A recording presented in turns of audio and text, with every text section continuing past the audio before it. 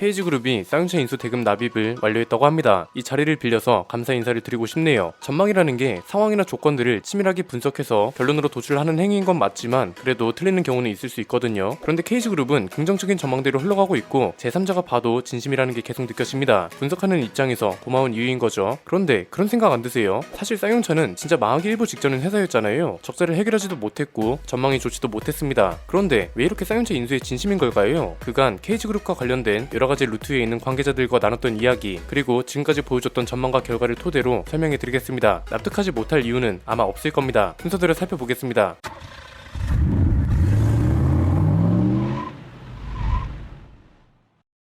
KG그룹이 쌍용차 인수대금 중에 나머지 잔금까지 완벽하게 납입했다고 합니다. 남은 돈이 3,318억 원이었거든요. 에디스모터스는 돈을 못 내서 투자 계약이 해제됐는데 이번에도 KG그룹은 완벽하게 현실로 만든 겁니다. 이번에 인수대금을 낸 것 자체가 에디스모터스랑 비교하기는 미안하죠. 에디스는 원래 내야 할 돈도 깎아달라고 하면서 최종적으로 내지도 못했습니다. 그런데 KG그룹은 어떤가요? 원래 내야 할 돈에 300억을 추가해서 냈습니다. 원래 3,355억 원이었던 인수대금이 3,655억 원으로 늘어난 겁니다. 인수대금을 추가한 이유는 뭐예요? 현금 변제율 때문이죠.